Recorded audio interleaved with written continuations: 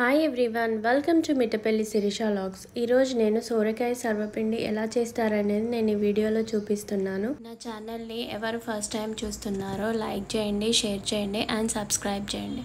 సోరకాయని ఇలా తురుముకోవాలి. అయితే నేను ఆ సోరకాయ ఎంత తీసుకున్నా అంటే చిన్న సోరకాయ తీసుకున్నాను, అంటే 2 కప్పుల తురుము తీసుకున్నాను అనమాట. మధ్యలో నేను గ్రేట్ చేయలేదు, ఆ సోరకాయ మధ్యలో గింజలు ఉంటాయి కాబట్టి సైడ్ది మాత్రమే తురుముకున్నాను. అయితే పప్పు నానబెట్టుకున్నాను, శనగపప్పు 1 గంట సేపు నానబెట్టుకోవాలి. 1/2 కప్పు శనగపప్పు తీసుకున్నాను. ఇంకా ఉల్లికాడ చిన్నగా కట్ చేసుకుంది, ఇంకా మెంతి ఆకు కూడా చిన్నగా కట్ చేసుకుంది, కొత్తిమీర కూడా, ఇవన్నీ కొంచెం కొంచెం వేసుకోవాలి. మిక్సీ జార్లో ఒక మీడియం సైజ్ ఆనియన్, 8 పచ్చిమిర్చి, ఇంకా 5-6 రెబ్బల వెల్లుల్లి వేసుకొని మెత్తగా మిక్సీ పట్టుకోవాలి. నేను ఇది రోట్లో దంచాను. 1 స్పూన్ జీలకర్ర, 2 స్పూన్ల ధనియాలు వేసి దొడ్డుబొడ్డు దంచాను. ఇంకా పల్లీలు కూడా అలానే దొడ్డుబొడ్డు రోట్లో దంచుకున్నాను. ఇప్పుడు నేను 1 kg బియ్య పిండి తీసుకున్నాను. దాంట్లో ఇందాక నానబెట్టిన శనగపప్పు, పల్లీలు, ఇంకా జీలకర్ర, ధనియాల పౌడర్, ఇంకా పల్లీలు క్రష్ చేసి పెట్టుకున్నాం కదా, అది కూడా, తురిమిన ఉల్లికాడ, మెంతి ఆకు, కొత్తిమీర వేసుకోవాలి. మెంతి ఆకు ఎక్కువ వేసుకోవద్దు, కొత్తిమీర ఉల్లికాడ ఎక్కువ వేసుకున్నా ఏం కాదు, కానీ మెంతి ఆకు ఎక్కువ వేసుకోవద్దు, లేకుంటే చేదు వస్తుంది. ఇంకా తురిమిన సోరకాయ కూడా వేసుకోవాలి, కరివేపాకు వేసుకోవాలి, ఆనియన్ పచ్చిమిర్చి పేస్ట్ ఉంది కదా అది కూడా వేసుకోవాలి. నేను డిఫరెంట్ వెరైటీస్ సర్వపిండి కూడా ఎలా చేసుకోవచ్చు అనేది నేను కమింగ్ వీడియోస్లో పెడతాను. మిస్ అవ్వకుండా నా ఛానల్ని సబ్స్క్రైబ్ చేయండి, లైక్ చేయండి, షేర్ చేయండి. బెల్ ఐకాన్ని క్లిక్ చేస్తే నా నోటిఫికేషన్స్ మీకు ఎప్పుడు వస్తూ ఉంటాయి. ఒక్కసారి లైక్ కొట్టండి నా వీడియోకి. రెసిపీని షార్ట్ వీడియో లాగా కూడా తీసి పెట్టొచ్చు, కానీ ఇంత డీటెయిల్డ్గా షార్ట్ వీడియోలో పెట్టలేము. ఎర్రకారం 1 స్పూన్ వేసాను, పచ్చిమిర్చి ఎక్కువ వేసుకొని ఎర్రకారం తక్కువ వేసుకున్నాను, ఉప్పు దానికి సరిపడా వేసుకున్నాను. కొందరు ఎక్కువ తింటారు, కొందరు తక్కువ తింటారు కాబట్టి అందుకనే సరిపడా వేసుకోవాలి అని చెప్తున్నాను.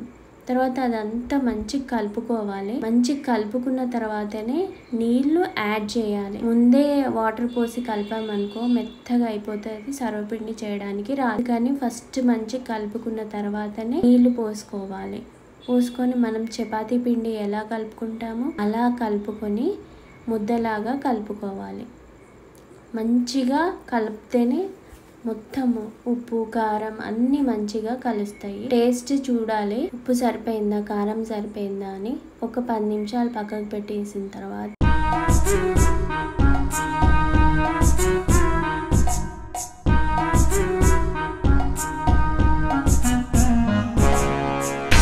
సర్వపిండి గిన్నెకి ఫస్ట్ ఆయిల్ పోసి దాన్ని మొత్తం చుట్టూ ఆయిల్ రుద్దాలన్నమాట గిన్నెకి.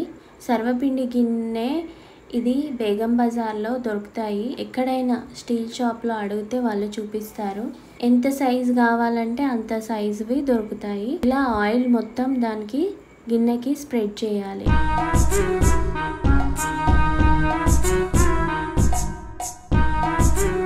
అది ఎందుకు స్ప్రెడ్ చేస్తున్నామంటే సర్వపిండి పెడితే ఉడికిన తర్వాత ఈజీగా రావడానికి ఆయిల్ పెట్టాలి.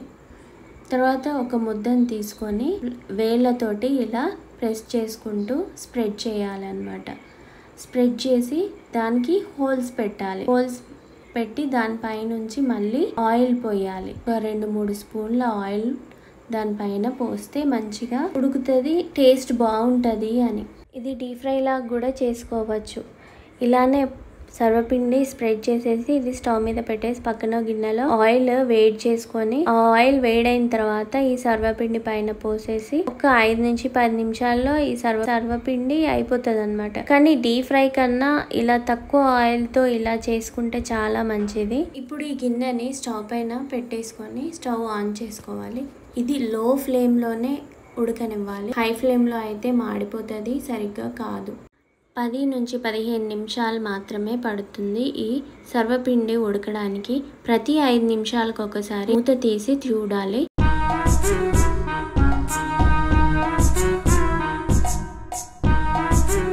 ఇది పర్ఫెక్ట్గా కుక్ అయిందా లేదా అని ఎలా తెలుస్తుందంటే, మనం హోల్స్ పెట్టాం కదా, ఆ గిన్నె మధ్యలో హోల్ చూసుకోవాలన్నమాట.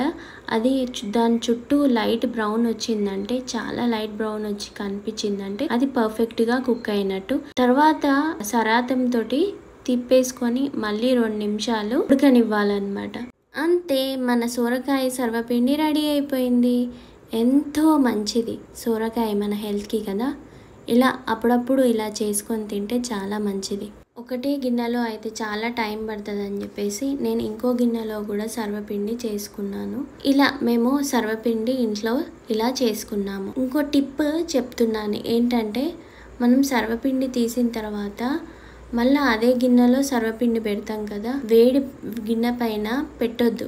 పెడితే అది సర్వపిండి అతుక్కపోతుంది. అందుకని అది చల్లారిన తర్వాతనే సర్వపిండి పెట్టాను. నేను ఏం చేశానంటే, ఒక గిన్నెలో నీళ్ళు పోసి పెట్టుకున్నాను. ఈ వేడి గిన్నెని, సర్వపిండి చేసిన గిన్నెని చన్నీళ్ళల్లో పెట్టాను. అప్పుడు అది చల్లారిన తర్వాత మళ్ళీ అలా చేసుకున్నాను అన్నమాట సర్వపిండి.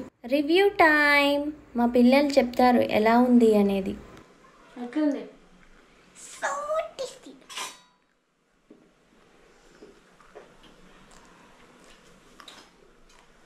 సూపర్ చేస్తే అద్భుతం. ఆహా, రిలాక్స్ మమ్మా, relax. Super. Thank you for watching my video. Stay tuned for more updates. Please like, share and subscribe my channel. నా నోటిఫికేషన్స్ మీకు ఎప్పుడూ వస్తూ ఉంటాయి. Thank you. Bye bye.